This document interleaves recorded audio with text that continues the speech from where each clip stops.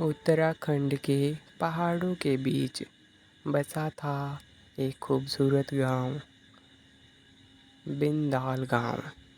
वहाँ की एक प्रतिष्ठित परिवार में थी श्रेया, जो इस घर की बड़ी बहू थी।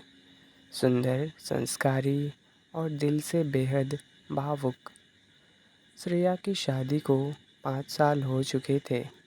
उसका पति विक्रम सेना में अफसर था, जो अक्सर देश की सीमाओं पर तैनात रहता। घर में उसकी लंबी अनुपस्थिति के कारण श्रेया अकेलापन की आदी हो चुकी थी। घर में रहता था एक और सदस्य, विक्रम का छोटा भाई कबीर, उम्र 23 साल। कॉलेज खत्म कर नौकरी की तैयारी कर रहा था। कबीर और श्रेया की बातचीत पहले बहुत ही सामान्य थी, लेकिन जैसे जैसे वक्त बीतता गया, दोनों के बीच एक आत्मीयता सी पनपने लगी। श्रेया कबीर को भाई जैसी मानती थी, लेकिन कबीर जाने अनजाने हर दिन उसकी नज़रों में खुद को ढूंढने लगा था। वो सुबह की चाय की प्याली हो या शाम को आंगन में बैठकर बात करना, हर लम्हे में कबीर को श्रेया की मुस्कुराहट खास लगने लगी थी। एक दिन श्रेया की तबीयत खराब थी। कबीर ने सारा काम संभाला, दवाई दिलवाई और सारी रात उसकी देखभाल की। जब श्रेया की आंखें खुली, कबीर की आंखों में नींद नहीं, बस चिंता थी। श्रेया ने पूछा, क्यों इतनी फिक्र करते हो मेरी? कबीर चुप रहा, कुछ जवाब न दे सका।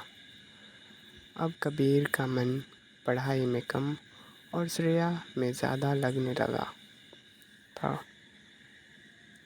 वो हर दिन उस काम में शामिल होना चाहता था जो श्रेया से जुड़ा हो। एक शाम बिजली चली गई। दोनों छत पर बैठे चांद देख रहे थे। श्रेया ने कहा, कबीर, तुम्हें अब आगे बढ़ना चाहिए। नौकरी, करियर, दुनिया देखनी चाहिए।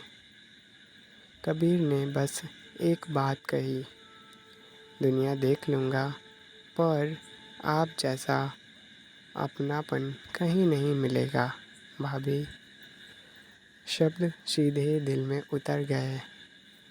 श्रेया उसकी आंखों में कुछ पढ़ पाई, एक मासूम मोहब्बत, एक अधूरी चाहत।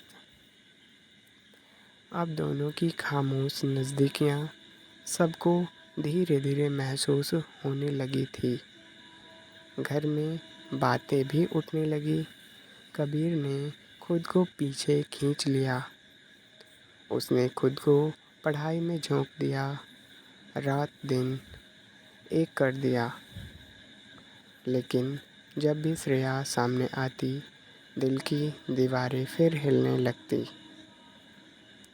एक दिन कबीर ने कहा, भाभी, मुझे जाने दीजिए कहीं दूर, क्योंकि रहकर भी अब मैं खुद को रोक नहीं पा रहा।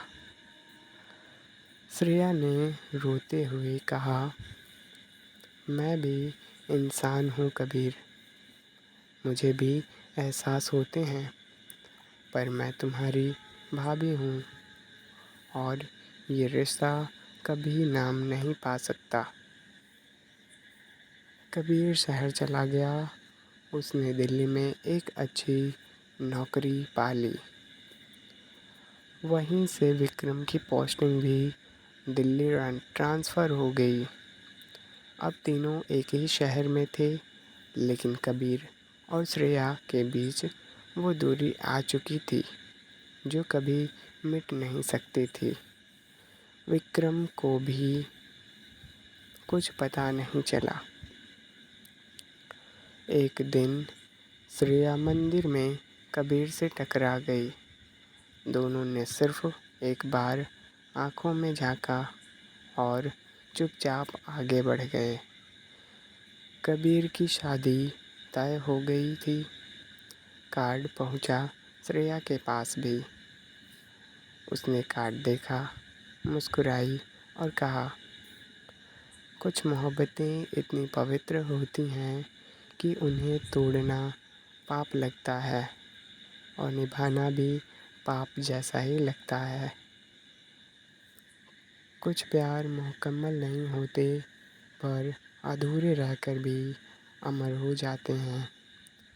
देवर भाभी का यह रिश्ता उन अधूरी कहानियों में से एक होता है जो कह तो नहीं पाते पर कभी भूले भी नहीं जाते।